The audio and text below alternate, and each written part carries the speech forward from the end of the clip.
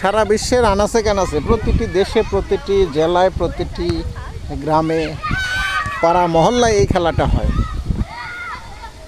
এই খেলার বিস্তার অনেক প্রাচীন কাল থেকে বর্তমান সময়ে বয়ে আসছে। এই খেলাটার জনপ্রিয়তা কমার বদলে দিন দিন বেড়েই চলছে। যদিও মাঠ এবং সংগঠকের অভাবে এই খেলার নানান রকমের সমস্যায় পড়ছে। দেখেন আপনাদের পাড়া মহল্লায় এরকম গোনা গাথা ছাড়া প্লেয়ারের কোনো লিমিটেশন নাই, যে যেখানে পারছে খেলছে, উঠছে, মারছে, ধরছে। এরকম খেলা আপনাদের এলাকায় হয় কি না জানাবেন। এই যে একটা মার্গারেট প্লেয়ার, যে সম্প্রতি একটা গোল খাওয়ার ঠ্যাং ব্যথা করে নিয়ে উপজেলা থেকে ফিরে যাচ্ছে।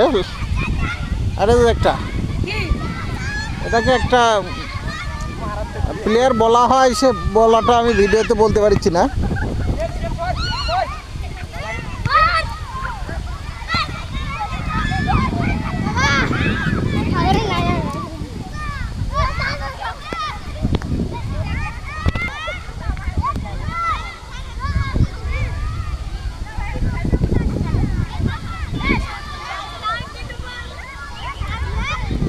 আজকে এদের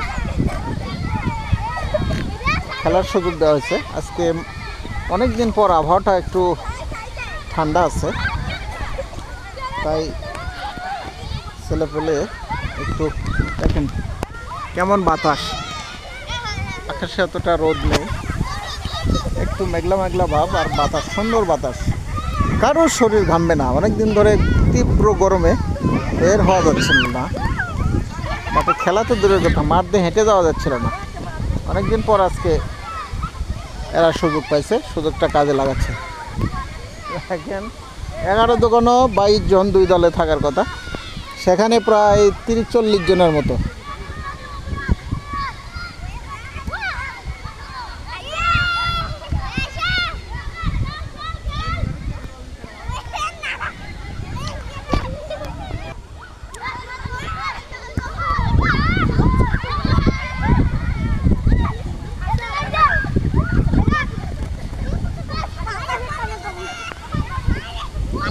গোলাত মারো, গোলাত মারো।